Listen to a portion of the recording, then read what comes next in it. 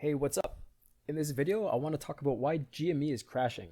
And first of all, I want to say that I recently read through the WallStreetBets analysis that was done that identified GameStop as a potential short squeeze, and it was absolutely impressive. So if you haven't read through it, I highly recommend doing so. There is a lot that can be gained by going through it. So let's talk about what's going on with GME and why the price is crashing, or at least why I think it's crashing.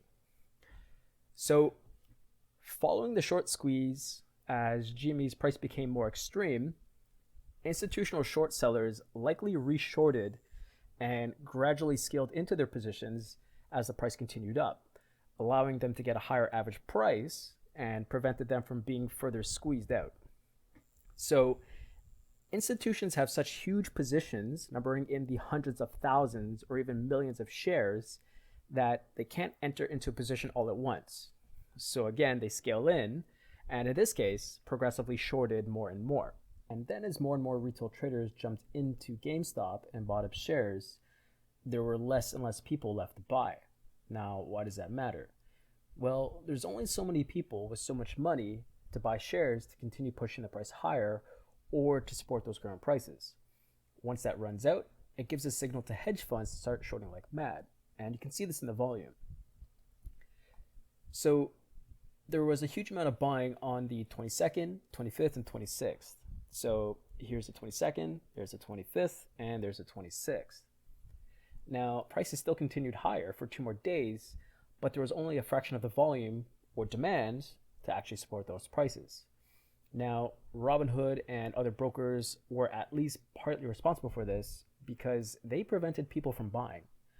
Now, what that signaled to the hedge funds is that, hey, demand has dried up, and you need demand or buying to continue to counteract the downward force that selling has on price.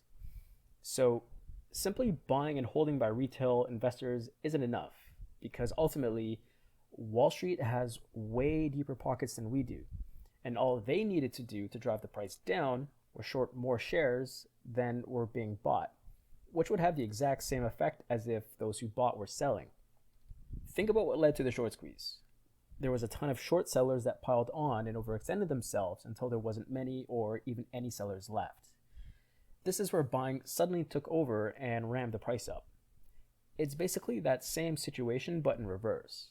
Buyers rammed the price up to such an extreme that there wasn't any left to keep buying to make it go higher, or at least there wasn't enough compared to sellers.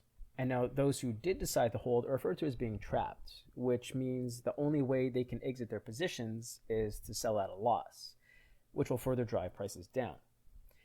Now, the reason why hedge funds are piling on GameStop and adding to their short positions is because GameStop currently is not worth $500 a share, or even $100 a share. It's not even close. Like, to put it into perspective, imagine a Honda Civic being priced at the cost of a Lamborghini or a Bugatti, right? GameStop's current brick and mortar business is basically the same business model as Blockbuster Video, which was obsolete the moment Netflix and its competitors started streaming movies online. It's the same thing as buying games on Steam or on the Epic Games Store or Fanatical or whatever, right? People no longer have to own a physical copy of a game in order to play it. So GameStop's business has been declining. And just to clarify, they don't need to go bankrupt for shares to go down. Now, if GameStop changes its business model and becomes a competitive business, it could very well become successful and begin rising in value, which I certainly hope, because I absolutely hate that there was good intentioned people who potentially lost a lot of money.